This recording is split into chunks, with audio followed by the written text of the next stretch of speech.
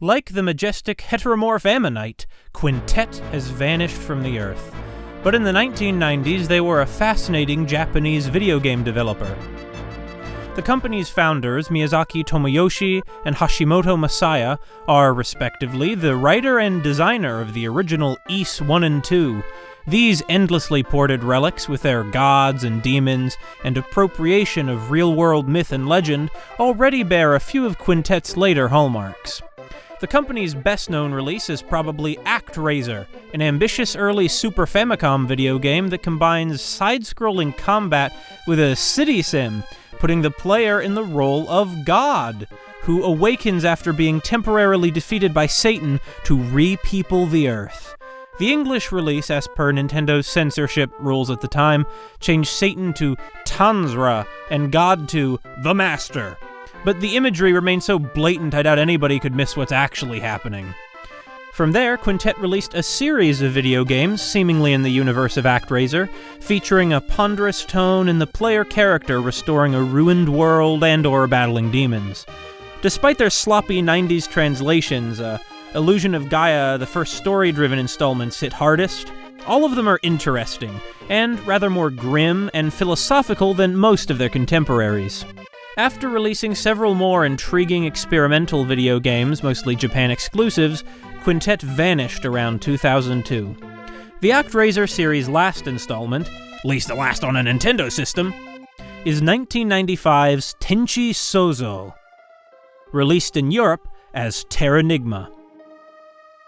Refining the gameplay of its predecessor, Illusion of Gaia, Terranigma is a top-notch, top-down action game with RPG elements, and a great example of how much punch a 16-bit game can pack.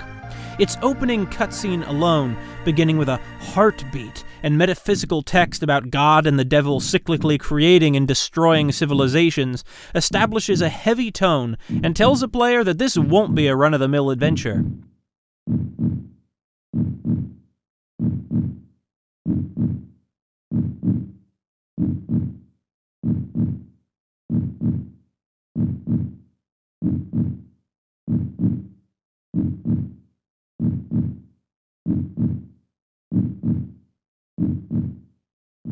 According to shmupplations.com, which houses a number of interview transcripts, Hashimoto hoped Terranigma would stand as Quintet's defining work. It serves as a great capstone for the Actraiser series, combining the RPG elements of Soul Blazer, the story-driven nature of Illusion of Gaia, and, in Chapter 3, even a small bit of the city sim elements from Actraiser. Miyazaki called Terranigma like a Quintet greatest hits compilation. Because Terranigma seems so obscure, I feel like I need to sing praises of how beautiful parts of it can be, despite the questionable translation. By being a European exclusive, Terranigma dodged the bullet that so badly wounded Illusion of Gaia. Nintendo of Europe had none of Nintendo of America's stringent rules, so in Terranigma, booze is booze, God is God. The problem isn't censorship, but a clunky translation. Apparently, the other foreign language versions were hit much harder, too. How many of its script issues reflect problems in the Japanese original, I don't have the resources to figure out. So for the rest of the video, I'll just assume the English version is the script. There's also a 2-volume Tenchi Souzou manga written by Mamiko Yasaka that could potentially clear up some confusing plot points.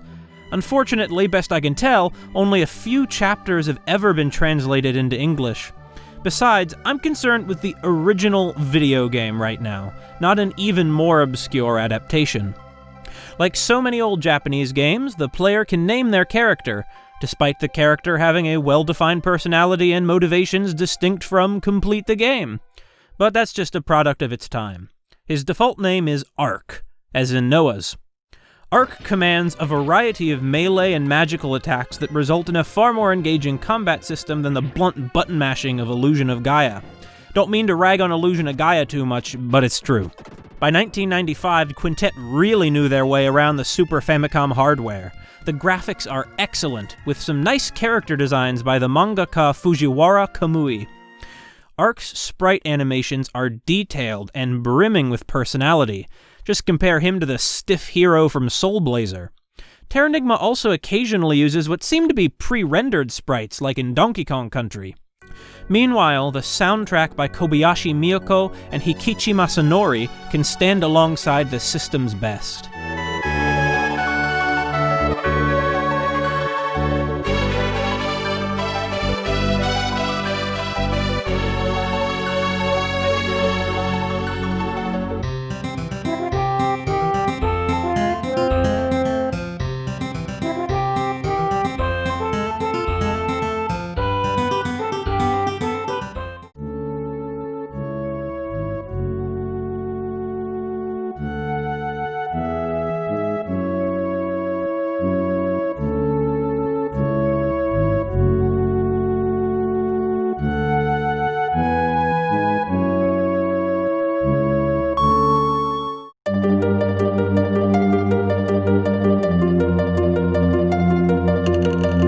A moment like this lifeless landscape with the stars moving overhead and this simple melody playing seems basic compared to what today's video games can do, but for me, it achieves a magic few video games can.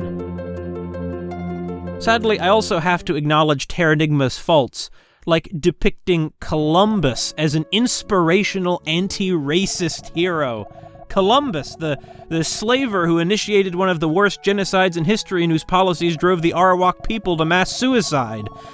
Hedin, a European travel writer you meet in Lauran, is probably intended as Sven Hedin, a real-world Swedish geographer who, in addition to writing books about Tibet and Central Asia, as in Terranigma, received awards from the Nazi regime and remained a committed fan of Hitler through to his death.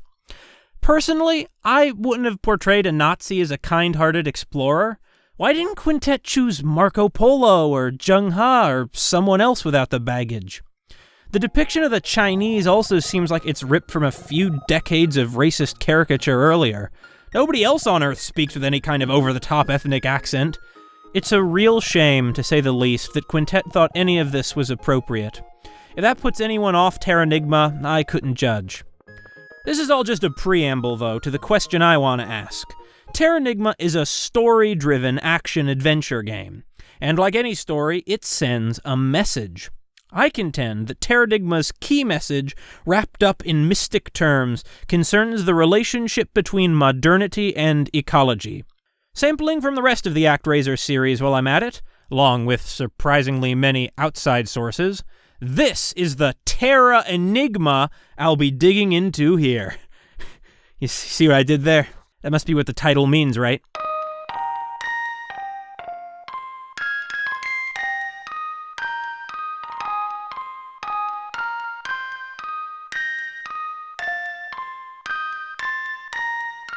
If you don't want to hear someone probably take SNES games far too seriously, then here's your warning. Let's begin by speeding through Terranigma's plot. The writers, by the way, are Takabayashi Reiko and Tomoyoshi Miyazaki. Mythological in scope, even if the timescale never makes any sense, it unfolds over 4 chapters. The first chapter has Ark, an immature hothead, playing around in his small home village Krista, letting us get used to the controls. Then, in a bout with some of his housemates, he opens the door to the room that the Elder has forbidden anyone from entering. Inside, he finds and opens Pandora's box, and what begins as a mission to save the people of Krista from his mistake becomes a journey to resurrect the planet. Despite some pathos, this first chapter acts largely as a tutorial for the far greater challenges to come.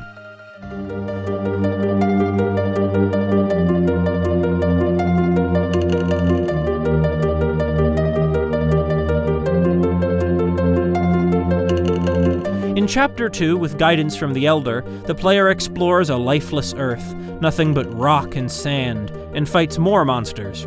Killing these monsters frees the souls of plants, and then birds, and then the other animals, bringing life and light back to Earth, and at last, the humans. Chapter 3, by far the longest, begins 3 years later, when Ark reawakens among Lord Kumari's people in Lhasa. Humans have overspread the world. The Elder directs Ark to resurrect the geniuses who supposedly advance human civilization, and the plot takes many twists and turns as Ark learns humans are far less trustworthy than the plants and other animals.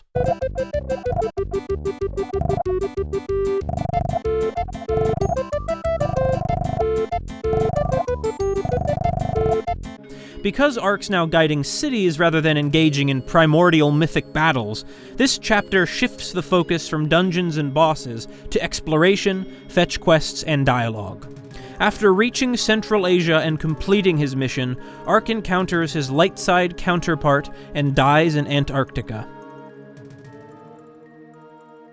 In the fourth and final chapter, it's Ark who's resurrected to save humanity from Beiruga, a tyrant who has made a pact with the devil. After a series of betrayals cost him his loved ones, Ark returns to Krista, but although he's able to defeat the devil, this only seals his certain death. In a miracle, God lets Ark live one day of the life he always desired, and Ark dies in his sleep.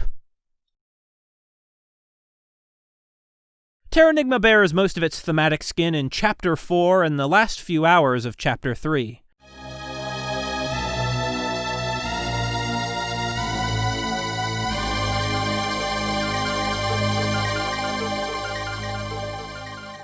Awakening geniuses, you actually just guide people who are already alive to make discoveries and inventions. The first genius is Columbus. The nonsense history of Columbus being tortured by Bloody Mary, Queen of Spain notwithstanding, Terranigma depicts Columbus as the inventor of a special navigation technique that enables sailors to cross the Atlantic. Aside from Columbus and, later, Will and Beiruga, it's possible for the player's choices to prevent other geniuses from awakening. For example, if the player lies to Bell and claims Amanda hasn't left him, then Bell will never invent the telephone. As a consequence of these decisions, the player can guide the city's lore, freedom, Near Lake, Litz, and Suncoast down different paths, growing or staying the same. What seem to be intended as the correct choices, however, because the game rewards them with additional activities, dialogue, and Prime Blue, are those that result in the cities growing bigger and more urban. In Lore's first election, for example, Ark becomes the deciding vote between Jean and Louis. Jean is an Enlightenment-style intellectual. It's clear that he'd transform Lore's feudal economy into a modern one. Presumably capitalist. The economist Keynes endorses him. Keynes, as in John Maynard, who, while left-leaning by today's standards, was certainly capitalist. In contrast, a random kid endorses Louis. The dialogue identifies Louis as a conservative, even though he advocates for a kind of primitive communism. Which is it? In any case, Louis is also a war criminal and recovering alcoholic. If the player votes for him, lore will never grow. Whereas if the player votes for Jean, Louis can achieve happiness as Jean's assistant. It's clear who Quintet considers the better choice.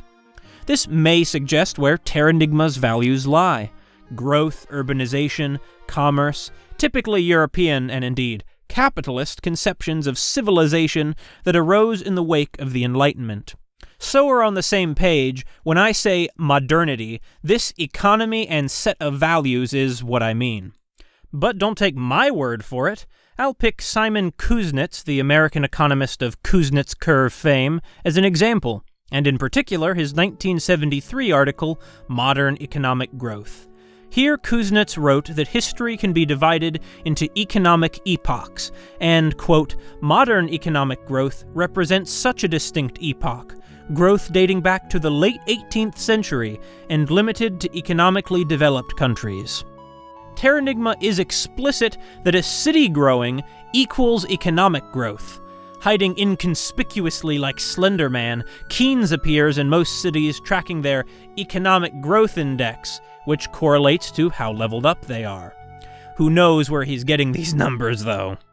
Even though the developers are, some Japanese guys, Eurocentrism's hardly unprecedented in the Actraiser series.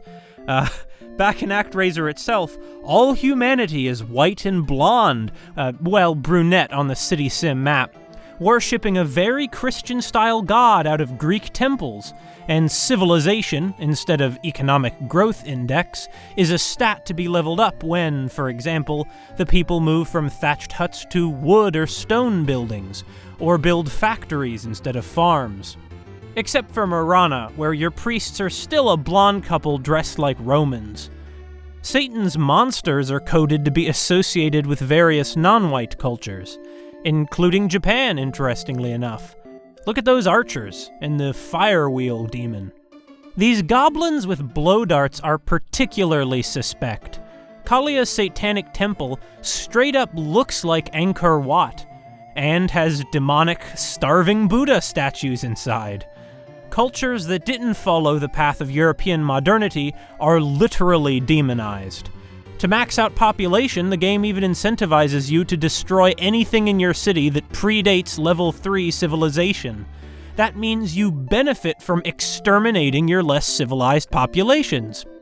Troubling messaging abounds in Actraiser.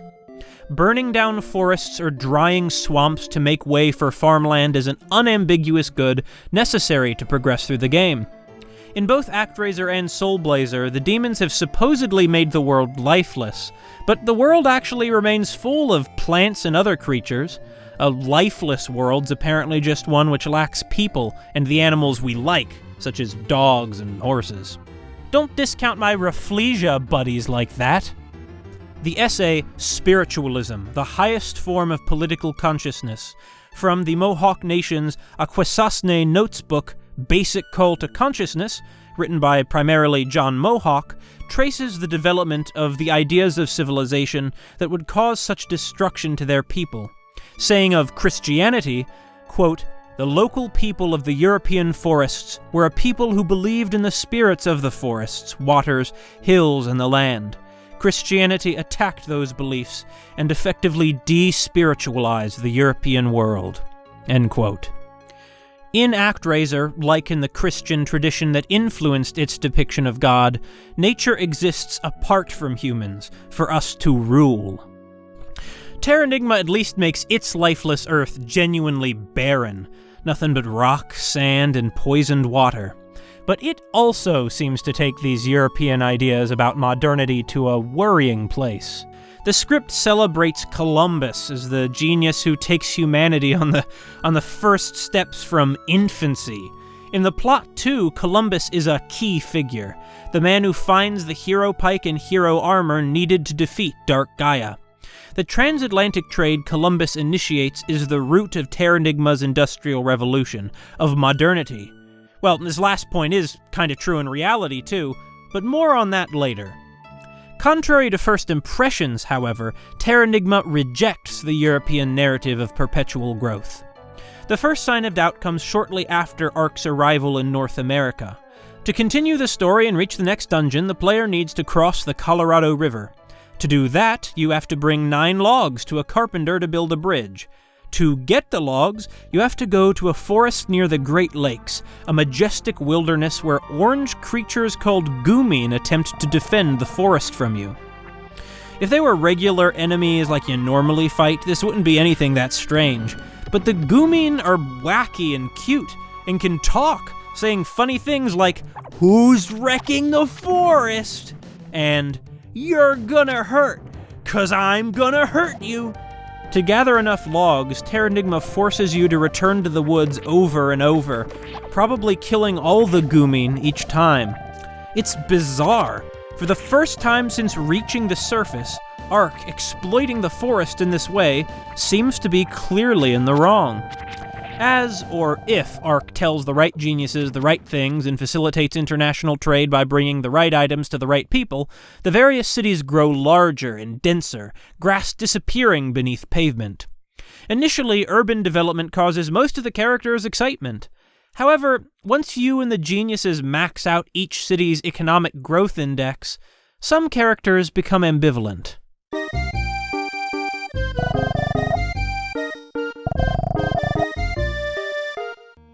Let's look at lore when it's become the largest city on Earth. Not everyone's happy with the market-driven modernity Jean has introduced. The most damning portrait's probably painted by the artist Matisse. Painted, do you get it? Matisse says, "Before fame, I thought it was great just to paint. Now look, I work like a machine for money, chased by time. This is no good. Even if it sells, it's no good if it's not what you want to paint." While his house might be larger and his mass-produced paintings grace many a wall, this material growth has made Matisse no happier, and he can paint no more. Even Jean grants there's more to happiness than material possessions. Also interesting to consider is lore if Louis becomes the mayor. The town will never grow, and a few characters, including Jean, are openly bitter about it. But is the city really worse off? Everybody's still free of the king. The townsfolk's worst complaints are that things are a little boring. Even one of Jean's party grants that Louis isn't totally wrong.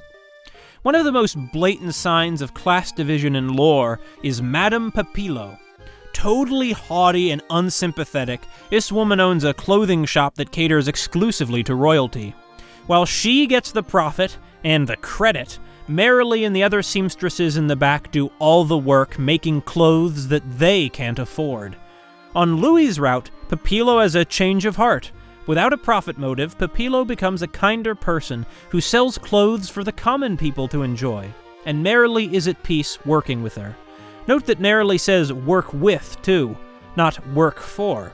There's an implied leveling of hierarchy. But on Jean's route, Papillo's never redeemed, screaming that she'll never close, even after Merrily leaves and starts her own business. And what else would happen? Unlike the rest of lore's initial troubles, Madame Papillo's snobbery isn't feudalism. A boss hiring wage laborers and profiting off their work is definitionally what capitalism is. On Jean's route, the writing implies that Madame Papillo will go out of business. Terranigma takes an amusingly optimistic view of modern economics, imagining a free market that guarantees the cream rising to the top, where everybody seems to be a business owner, or satisfied customer, and not an exploited worker. It's telling that Quintet lumps wage labor for an unpleasant boss, the common lived reality of capitalism, with the bad feudal world while ignoring it in the good modern world. Yet even this idealized world, Terranigma claims, is doomed. Outside of lore, Terranigma never gets much into economic relations, but let's take a look at Freedom, the second largest city on Earth.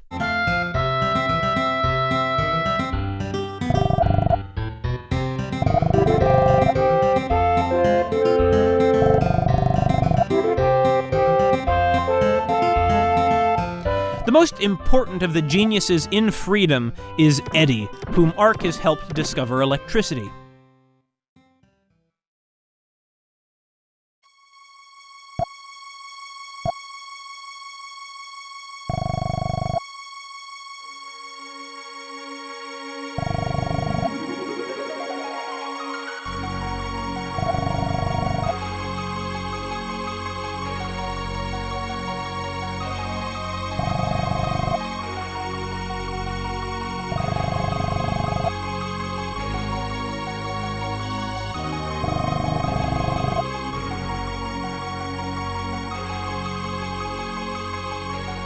In his high office, Eddie tells Ark, "I worry how much light from electricity has changed our lives.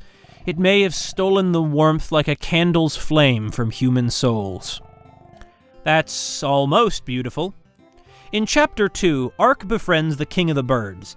His name's apparently Kingbird, but also the King Birds are a group of birds of whom he's the largest? I'm not sure. Nodding off constantly, this goofy bird's weight means he can't fly, but he's a lovable grandpa kind of character who earns the player's sympathy by offering you essential guidance to Africa. But in Chapter 3, the player can find Kingbird crying in a cage on the Freedom black market. It costs an enormous amount of money, at least in both my playthroughs it left me broke, to buy his freedom from his chain-smoking captor, who claims our old friend would make a hefty roast chicken. If you pay, Ark demands he set the bird free, and the eye patch guy does. Kingbird thanks you with a piece of prime blue. Suncoast offers an even more striking example. If you show the mayor of Suncoast how to build an airport, the city grows into a rich tourist town. I like that even the spooky, cloaked Magishop guy is running a gift shop. In Chapter 2, the third paradise of life you visit is Safarium, an enclave in the African savanna where rhinos and birds and monkeys and so on emerge after Ark restores rainfall. The animals have names and personalities. There's like a monkey scientist. Ultimately, Neo, the king of the animals, directs a bunch of rhinoceroses to act as stepping stones for Ark to cross the Indus River. But the expanded Sun Coast draws tourists primarily with the world's only zoo. Their team abducts the animals from Safarium and imprisons them in these exhibits where our former friends are stuck crying for home in front of ungrateful tourists, apparently. If the player returns to Safarium, it really is empty, just like in the lifeless Earth. This hurts on a mechanical level too, because without the quick travel seagull in Safarium, the only way into or out of Tibetan Africa is tediously crossing the Taklamakan Desert. In Chapter 2, Terranigma primes us to appreciate the friendly, talkative plants and animals who help the player proceed to their next objectives. But in Chapter 3 and Chapter 4, where once other living things were our equals, initially even in a life-or-death situation, Ark refuses to eat meat. In Modernity, humans, even Ark, lose all respect for nature beyond making a quick buck. Animals are spectacle to be exploited, or food. Terranigma sends mixed messages. The music and many characters seem happy. We have more things to do and get new items. But is the world really better? Quintet depicts modernity, urbanization, computers, televisions, airplanes, economic growth, as having its upsides, but they've become skeptical of the civilizational standards that Actraiser never questioned. Hell, more than skeptical. The major twist in Terranigma's plot is that the Elder of Krista, the old man who's guided us from the beginning, is the devil. These plot details get a bit convoluted, but they're important to understanding whatever Terranigma is trying to say. In the Actraiser series, the battle between God and Satan, also called Light Gaia and Dark Gaia, causes a global cycle to repeat. God grows life on Earth, and then Satan destroys life, sealing the souls that sustain it inside monsters. In Terranigma, Satan tries to end the cycle and permanently conquer Earth through his proxies Ark and Beiruga. So, Beiruga. Ark spends Chapter 3 dealing with a murderous international conspiracy, and this green-haired man turns out to be the ringleader. Beiruga is a Nobel Peace Prize-winning scientist, oddly enough. Like, you can attend a meeting of the cult that worships him as the Messiah, and the lights go dark and oppressive music drones, while the white disciple declares, "Beiruga once won a Nobel Peace Prize!" Oh, how ominous.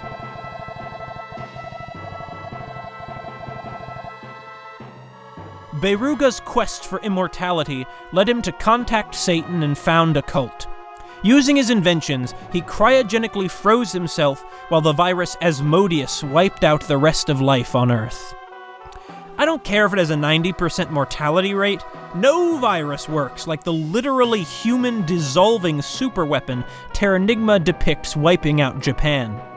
But Asmodeus is the name of a demon in the Abrahamic traditions. Mayho and Lord Kumari call Asmodeus the Star of Darkness, implying a supernatural nature.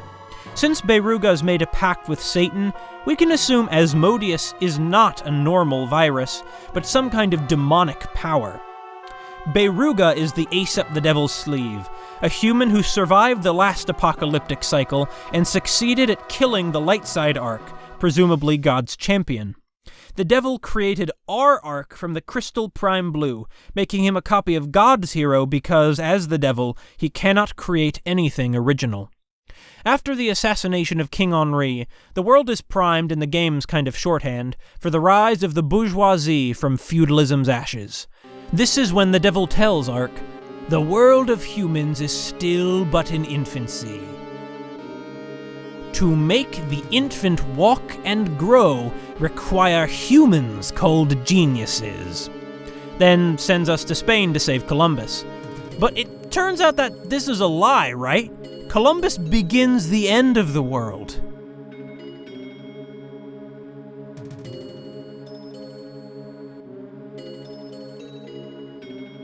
Ark lies dying, and the devil sends us his final message. Your duty is finished. It's hard to call this a betrayal, since this was our mission. This is the moment Terranigma's whole 15 or so hours thus far have been building up to. The devil created Ark for this. Beiruga is the genius we were sent to resurrect. Ark, like the player might be, wonders, was what I did shaping a world like Beiruga wanted? The industrialization, urbanization, economic growth that Terranigma has encouraged us to create in obedience to our own normative cultural values. What's the point of it? To kill everyone!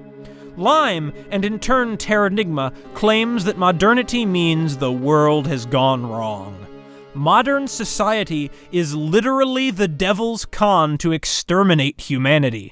So, like I said, Quintet is more than skeptical of Actraiser's ideas about civilization and ecology. By Actraiser 2, Quintet was already sending a different message. In Humbleton, the final level before Satan's Lair, the locals' factories reduce their once green country to wasteland. Instead of the god of nature, they worship a demonic idol they've built of machines. This isn't my footage, by the way, as you might notice. This next part might seem like a tangent, but hear me out. In Terranigma, one of Beiruga's defining traits is that he's a scientist. Despite his importance to the plot, Beiruga only actually has 2 scenes in all of Terranigma. When Ark meets him in the bowels of his Siberian castle, deep underground among blinking computers and behind defense robots, Beiruga's second line is, "As you can see, I am a practitioner of science," which is a pretty weird thing to say. In his second scene too, Beiruga gloats, "But I wish you wouldn't forget, I am a scientist." Miyazaki really wants to emphasize that this guy is a scientist. I've always disliked the mad scientist trope because people have enough trouble trusting scientists as it is. That's how we end up with catastrophes like an anti-vaccine movement. What is science? It's a method for studying the universe based on empirical evidence and falsifiable claims. Though subject to the ideological limitations of the people carrying it out, science has proven by far the most reliable tool for understanding and predicting natural phenomena. Science is essential to modernity. Our friend Kuznets writes that the technology fueling modern societies emerged out of science. Quote, "Mass application of technological innovations, which constitutes much of the distinctive substance of modern economic growth, is closely connected with the further progress of science, in its turn, the additional advance of technology." End quote. But there's a reason the mad scientist is such a persistent character type, besides just anti-intellectualism. Though we've lived under it for generations, the fear that a state could wipe out or enslave all of humanity isn't some inherent property of life. Modern states have only reached this terrifying level of surveillance and firepower because, well, policy. But they could enact that policy because there were hundreds and thousands of scientists willing to put their skills to work, building new and deadlier weapons, inventing the devices needed to create totalitarian states. Scientific thinking has primed many to imagine humans as just data points, in need of the right technocratic elite's supposedly scientific management to make the data report the ideology's preferred numbers. And at risk of hopping to an extreme too quickly, this is how we reach the distinctly modern organization of the Holocaust. That's hardly an original observation.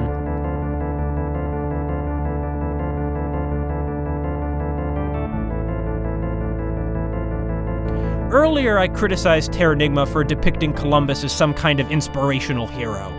In real life, Columbus did initiate transatlantic commerce, yes. It's just, it wasn't only wine, sardines, and dresses. It was, gunpowder and enslaved Africans. Historian Eric Williams even opens his influential Capitalism and Slavery with Columbus landing in Hispaniola.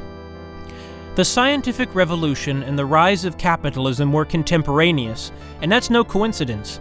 Neither is that this happened in the age of the transatlantic slave trade, the third ingredient of modernity. The wealth that fueled the Industrial Revolution came in large part from enslaved and colonized labor. This is what's called primitive accumulation, a kind of startup investment for capitalism. Kuznets says that the less developed countries are this way in part because of the developed countries using their hegemony to introduce colonial status or other limitations on political freedom. That's one way to put it, but someone like Eric Williams in 1944 or Walter Rodney in 1973 confronted the matter a bit more boldly. It's not a fluke in Terranigma that every city swelling from economic growth is in a real-world imperial power or site of settler colonialism. France, Spain, North America, and Australia. In Terranigma, though, I don't think there's a single black person in Africa. When Ark arrives in the Americas, they're just already there. Further, there are no indigenous people on Earth. No First Nations or Aboriginal folks or anything. Talk about erasure. The only exceptions are the vague idea that somebody must have built Asterica and an allusion in Australia to a certain race who just, I guess, mysteriously aren't around. I get that a 1995 children's SNES game might not want to get into colonial genocide, even though the plot already involves no fewer than 3 citywide massacres. But it's Quintet who went there, and just pretending these harsh realities didn't happen is the worst possible choice, though not surprising given their embrasure of a cartoonish take on American pull-yourselves-up-by-the-bootstraps mythology. Illusion of Gaia, though, actually does go there.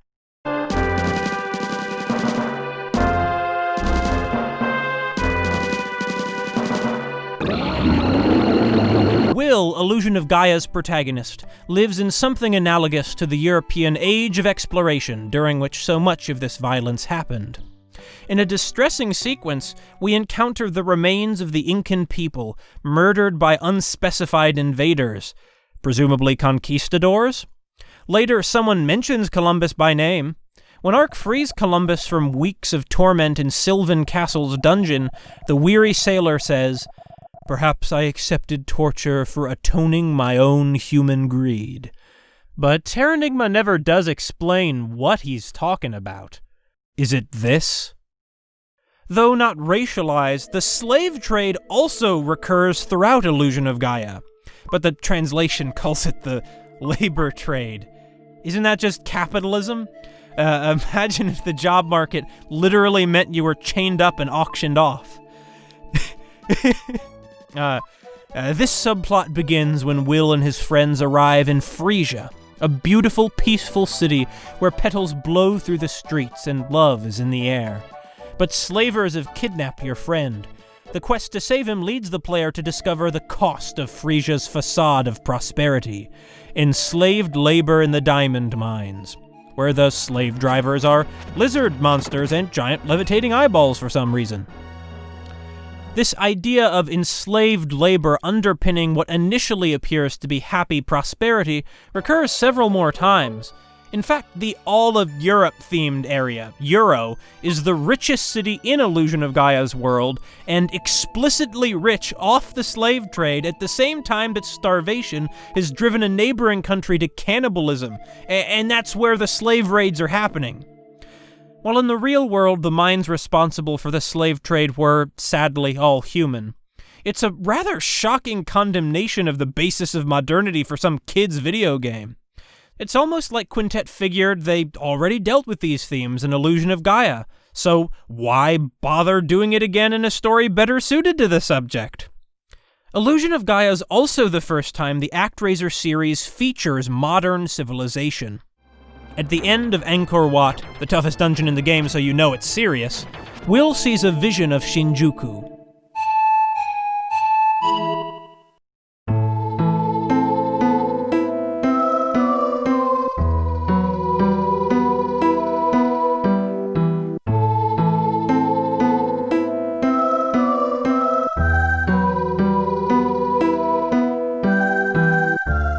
Quintet is ambivalent here, too.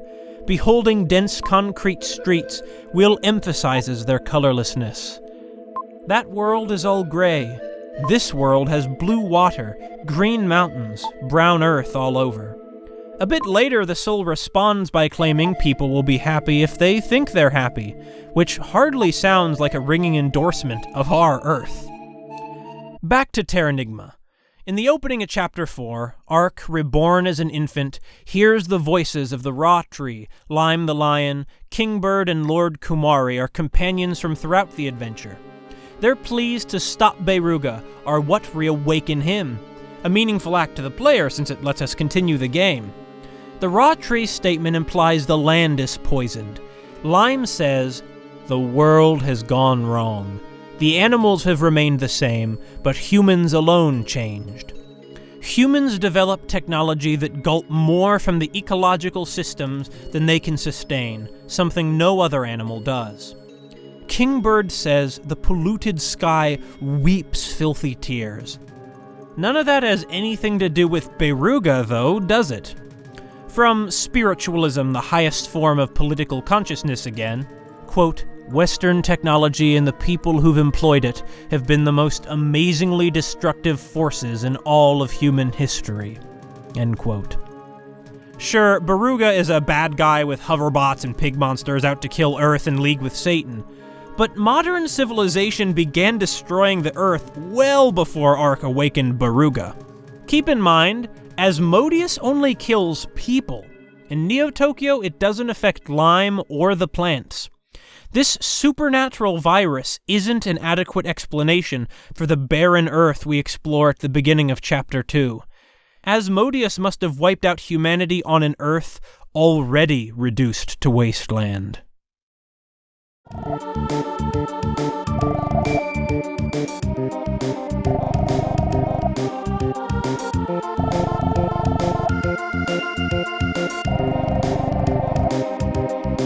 As you can see here, Beruga commands killer robots, a common trope that plays into anxiety about machines being used against people. Leaving him to die, Beruga tells Ark, "Let us witness the world on the verge of great progress." Note his word progress, a favorite among historical ideologues of perpetual growth and development. Kuznets, for example, wrote progress 4 times in his 10-page Modern Economic Growth. They hadn't progressed nearly that far. In Beruga's second scene, he broaches the subject again. Kainz and Jean, heroes of modern economic growth, also frequently talk about progress. With Beruga comes its dark reprise, or rather culmination.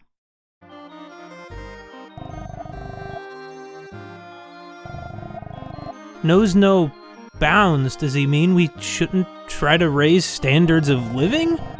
Or is it like, we won't stop expanding and destroying things? I don't know if this is a good thing or a bad thing. In her book, The Indigenous Voice in World History, political scientist Frankie Wilmer wrote about progress and modernization as normative beliefs among modern economic elites.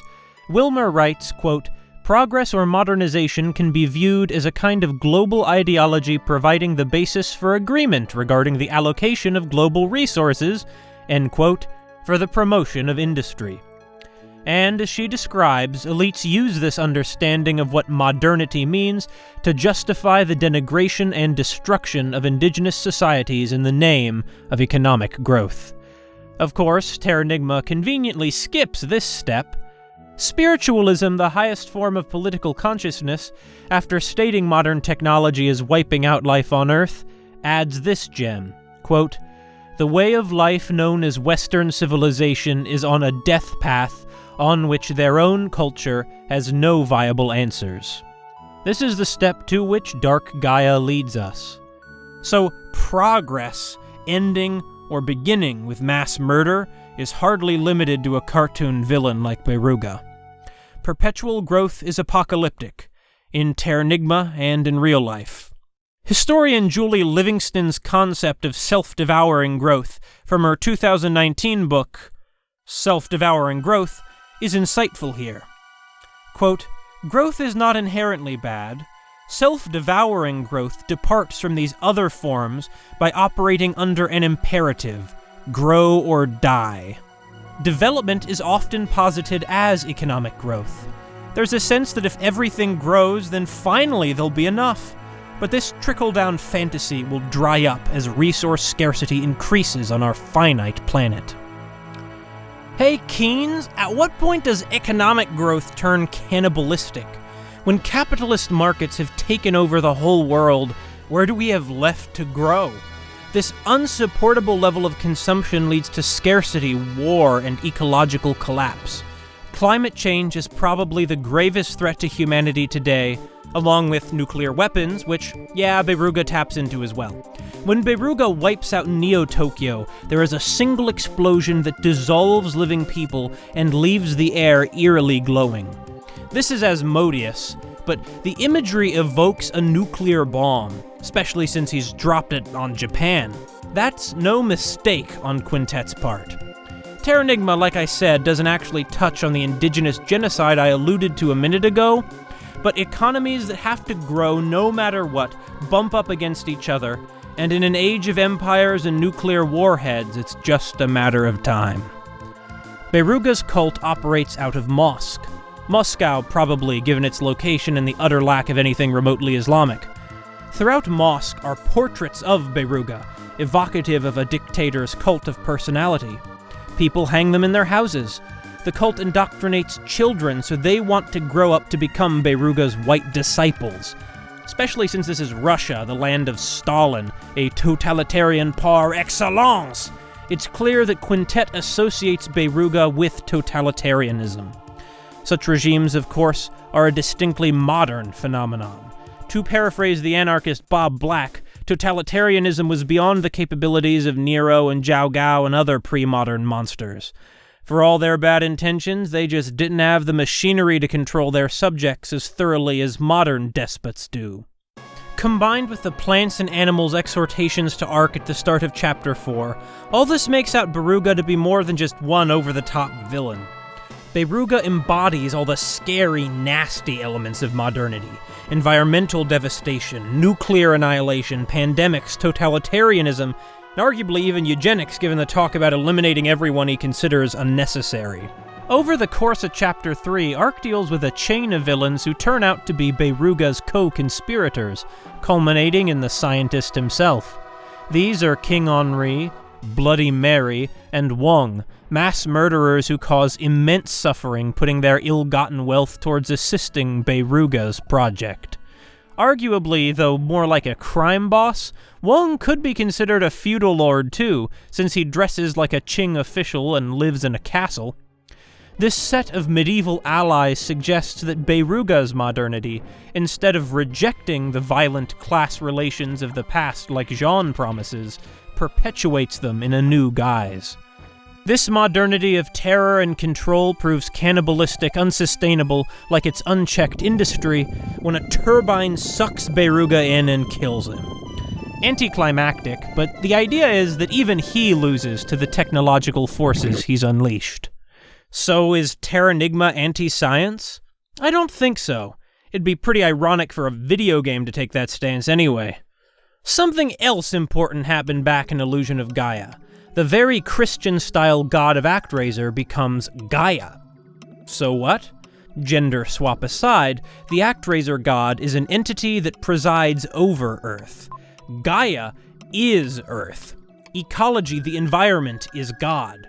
And Terranigma agrees. Aside from geniuses like Belle, Eddie, and Will, Ark encounters another good scientist, a character who, like Beruga, calls himself a scientist with no further qualification.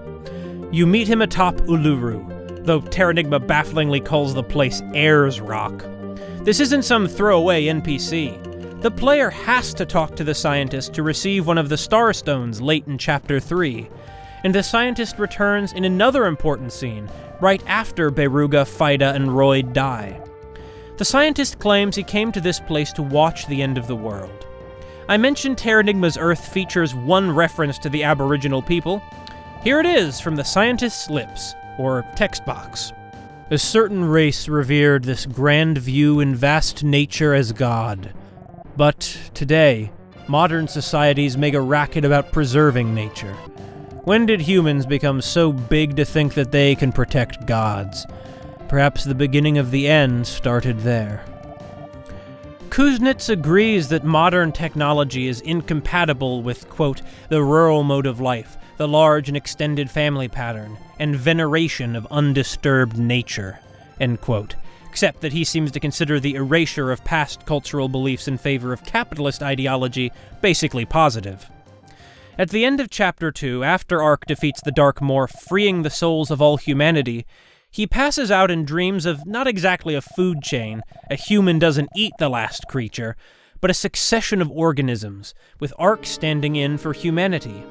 Ark begins as a corpse, and a plant grows from his body, which is eaten by a yak, which is eaten by a kingbird, which is killed by a hooball, which is killed by Ark's silhouette. Presumably, this new reincarnated Ark will die too, and yeah, that's how the story ends, and fertilize the soil, so the cycle of life can start anew. Lord Kumari, Terranigma's Dalai Lama, calls this process of birth, death, and reincarnation the loop of fate. Cutscenes, as well as Ark's repeated rebirths, show that his Buddhist belief in reincarnation, that human souls are the same as those of plants and animals, is correct. The point is, in Terranigma's cosmology, humans really are of nature, arising from it. Lime said the world's gone wrong. What was the world like when it was right?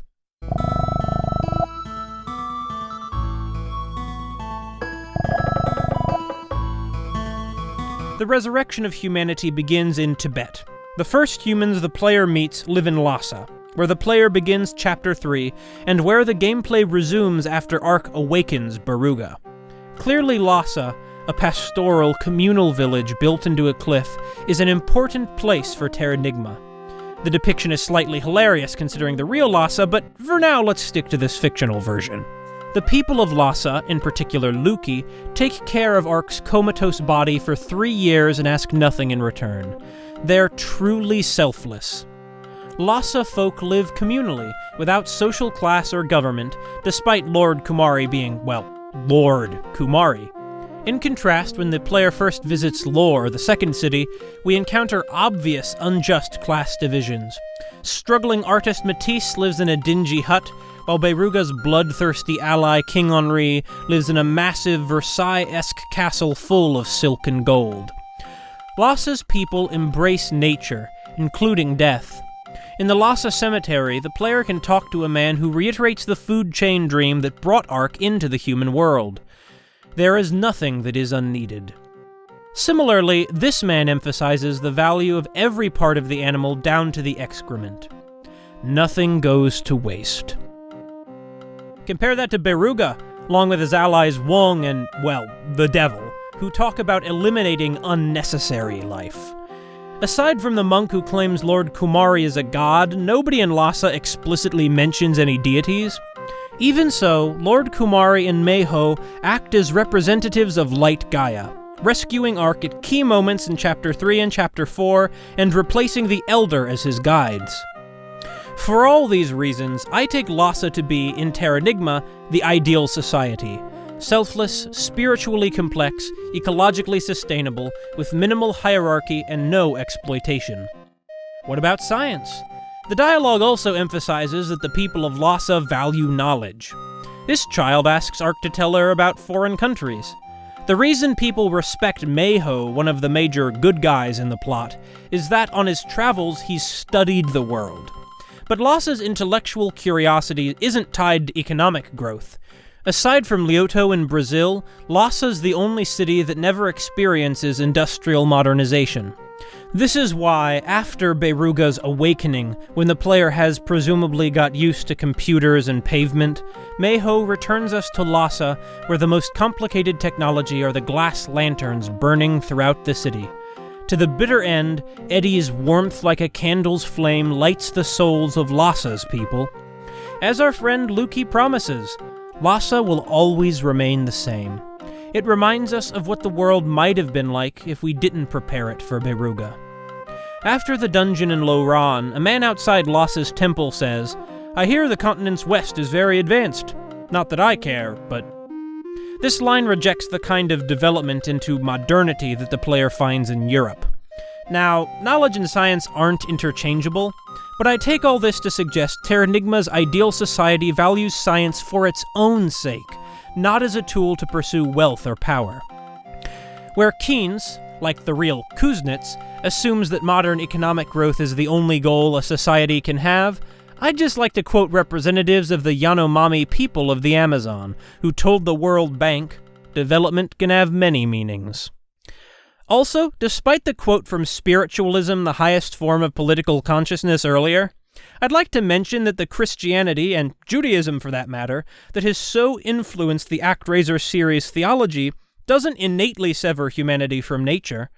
God sculpted Adam from earth. This takes us back to the eschatological scientist. You could read his speech as a rejection of environmentalism, but I think it's meant as a statement on how humans have forgotten that they're not above the world of plants and animals, but part of it. Ashes to ashes, dust to dust. And nature, Gaia, is God.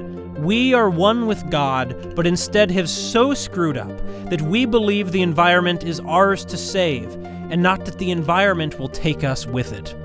As Livingston puts it, in a developmental state, a state trying to achieve modern economic growth, quote, where nature, now separated from humans, becomes an object with limits to be overcome, domesticated, quantified through technology, endless growth is the very point.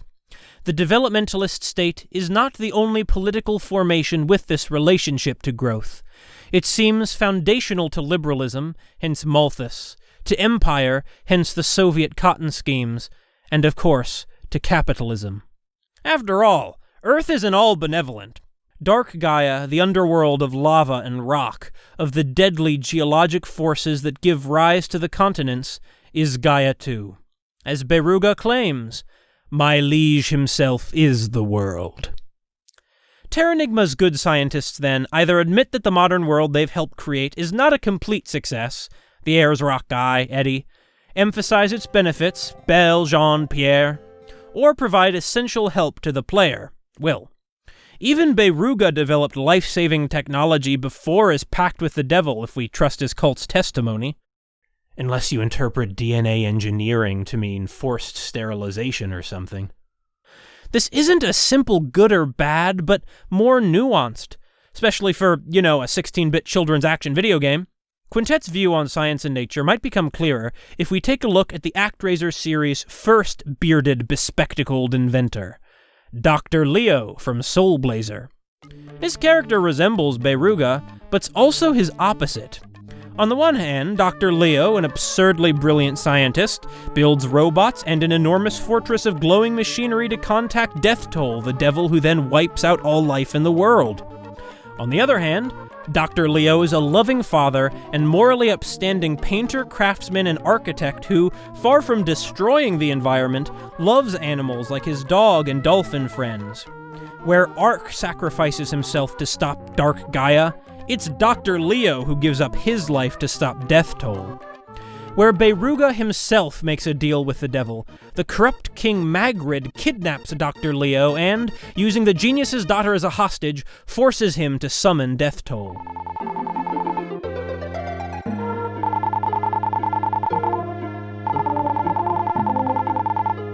Well, I think the sequence of events is unclear. During a flashback, we see Dr. Leo being kidnapped, but he says he's already built a machine to call upon evil. That is, the devil's summoning engine. Now, Dr. Leo doesn't represent or embody anything much about modernity. Soul Blazer's strange world remains resolutely medieval. But what he does represent is science. The tragic Dr. Leo goes wrong only because the king and queen hijack his scientific skill. This flashback scene also contains meaningful lines for understanding the Actraiser series' stance on science. In the midst of pleading with the soldier to set him free, Dr. Leo says, "Tools are there to make people's lives easier. But when tools start to use people, their culture will decline and they will become unhappy." I assume by tool, Soul Blazer means technology. The soldier refuses to free Leo not because he thinks the king is right, but because his perspective is limited only to the short term. I have to worry about the present, not tomorrow. The fatal flaw of valuing short-term growth over sustainability.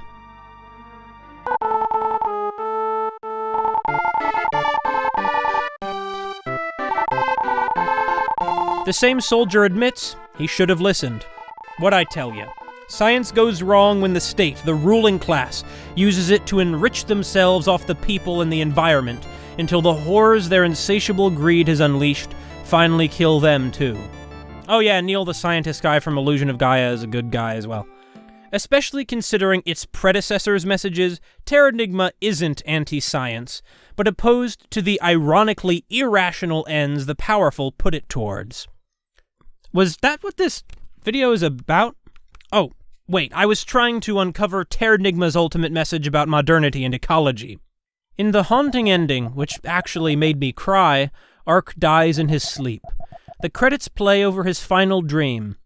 Is this beautiful sequence of a seagull flying over the world grown older a final vision, or Ark's reincarnation? Ark, forgotten and unthanked, but able to watch his children, the world, live liberated from the devil. The music tells us this moment's happy, or at least bittersweet. But is it? God tells Ark that the surface world will gradually return to normal. But what's that mean? That humans will return to non-modern societies? Is that a good thing? And it doesn't happen either. Ark soars alongside a train, some kind of aircraft, and over a glowing city of heaven-punching high-rises. Kingbird says the skies are weeping from pollution, but Beruga's death and Dark Gaia's defeat didn't somehow change the destructive direction of industrial society. Earth is still doomed, right? Just that now without Dark Gaia, the cycle won't repeat. But Lightside Ark says Dark Gaia was sealed again, not destroyed, so does that mean the cycle will repeat anyway and Ark just delayed the apocalypse? Paralleling the balance of modernity's ills and aspirations, Terranigma tries to have a more yin-yang understanding of Light Gaia and Dark Gaia compared to the good and evil binary of Actraiser and Soulblazer. After Beruga's awakening, Lord Kumari tells Ark his mission is realigning the disrupted loop of fate. The loop of fate, in addition to meaning birth, death, and reincarnation, also seems to be associated with the cycle of war between Light Gaia and Dark Gaia. In the same way other living creatures are born, die, and are reincarnated, Earth has been born, died, and been reincarnated repeatedly over the course of the Actraiser series, this time with Ark as midwife. God tells our hero, "In you flow both the blood of Light Gaia and Dark Gaia." In addition to Ark, there are also Light Side and Dark Side L's. Key characters in the plot, they're two very different yet troubled people who, nonetheless, are good souls. Dark L, like modern society, obeys the Elder unquestioningly, but recants when she realizes her sin. Tradition binds Light L to the ruins of her idyllic pre-modern forest village that Beruga's machinations have destroyed. More than Dark Gaia and Light Gaia, Dark L and Light L are neither wholly good nor evil. In her final moments, Darkside L says, "The way people have two sides, light and dark need each other." She then takes out Yomi in a murder-suicide, leaving only their light side counterparts. An affecting scene, but her action totally contradicts her stated realization. This is why I say Terranigma tries to depict light and dark as different aspects of a mysterious Earth that's neither good nor evil, when, really, Dark Gaia is pure evil. Sorry, Lord Kumari, but Ark hasn't realigned anything. Though reborn with both light side and dark side souls, he uses this unified power to tip the scales the opposite way. In another interview on shmuppalations.com, Miyazaki and Takebayashi acknowledge that duality is a major theme of Terranigma. Surprisingly, Miyazaki says, quote, "Your enemies in Terranigma are not simplistic bad guys, and depending on how you defeat them, the environment of the game will evolve accordingly." End quote. This mix of creation and destruction sounds very compelling mechanically and thematically, but somewhere in the development cycle this more satisfying vision must have been lost. Best I can tell, there's nothing like that in the end product. It makes you wonder what a piece of interactive art a more fleshed-out Terranigma could have been. What could have been, huh? Ironically, that seems to be a recurring theme here.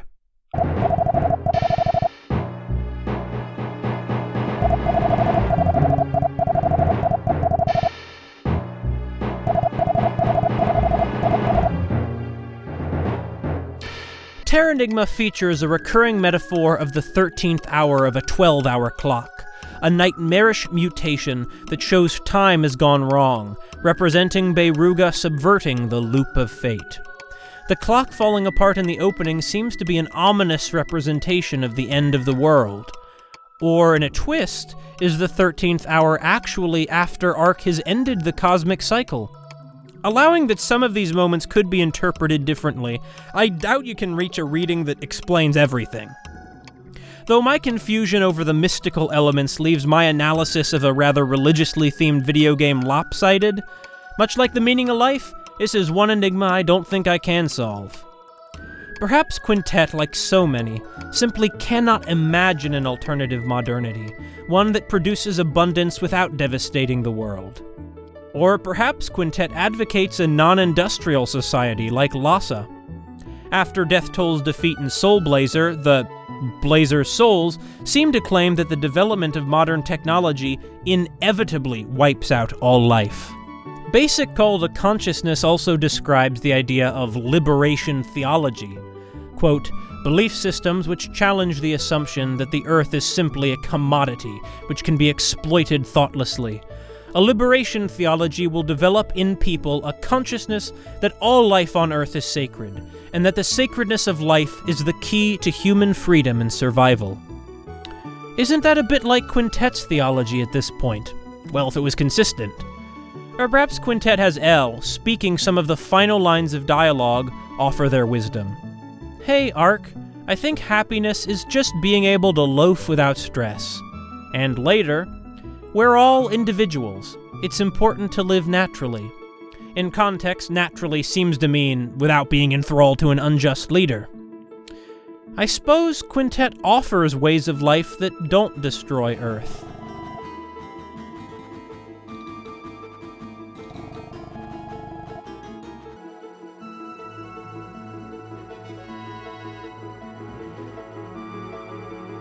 Remember Louis' town? While it might be slightly boring, it's still a utopia compared to our real-life societies. No crime, no exploitation, no war. Earlier I mentioned Madame Papillo's fate, but how about her brilliant seamstress Merrily? I want to make clothes not for a small number of the rich, says Merrily, but clothes everyone can enjoy wearing. On Jean's route, Merrily's boutique ain't cheap. How much more democratized is it? Merrily only really achieves this dream if Louis is mayor. So, in the end, what is the enigma Ark confronts? One of them is the mystery of his existence as a tool made for one purpose that instead fulfills its opposite. The other, the one I'm concerned about here, is that modernity is apocalyptic, self-devouring, a death path. With science, humans create societies of abundance, but in our obsession with growth and consumption, forget that we're born out of and into the same sublime and terrifying natural systems as other animals. This, if we don't change, will be our doom. The ending seems to pretend the world is saved when nothing meaningful's changed. Sure, Beiruga the man dies, but Ark never changes the modern world design for his abominable project. In Neo-Tokyo, though no humans are left, the LEDs and TVs continue to run. It's still a world for machines, not people. And I think, on top of the finale's beautiful music and graphics, that might be what made me cry. The thought that, despite this epic struggle, life on Earth could be for naught. Well, maybe that's what Terranigma says. I complained how the metaphysics of Ark's quest don't seem totally coherent, but when the mystic is wholly logical, it ceases to be mystic. Terranigma's last cutscene ends the adventure on an ambiguous note. Who or what is knocking at L's door? L mentions it's almost midnight. The 13th hour, the end of the world, or a time of change, might still be approaching. With Dark Gaia defeated, will the loop of fate reset back to midnight, or continue into something else? It remains an enigma. Maybe it's on us to use our technology to create a society that can survive, and not let our technology use us. Where the clock ticks, is for the player to carry on into life. Those cultures that lived in balance with nature before the real Beirugas came along haven't forgotten that sustainable societies are possible. So I think Basic Call to Consciousness put it as well as I could. Quote, "The people who are living on this planet need to break with the narrow concept of human liberation and begin to see liberation as something which needs to be extended to the whole of the natural world. What is needed is the liberation of all the things that support life, the air, the waters, the trees, all the things which support the sacred web of life." End quote. Stepping around the shore of similar themes, Terranigma never quite manages to submerge itself in them. Taken as a whole, Terranigma muddles its messaging, and there are video games that tackle heavy ecological themes better than Terranigma. Analgesic Productions' Even the Ocean comes to mind. Back in 1995, SimEarth already existed, on the SNES no less. But Terranigma captured my imagination and didn't let go. Individual moments of explosive imagination shine through the clunky script and wacky world building as thought-provoking and worthy of the Super Nintendo's best. I guess Quintet ended up a little like Ark, creating works beautiful, if flawed, and fading away into obscurity. But they did it anyway, which might be enough consolation. Perhaps that's a sense that Terranigma could have a happy ending. Or the real Earth, when someday it is gone.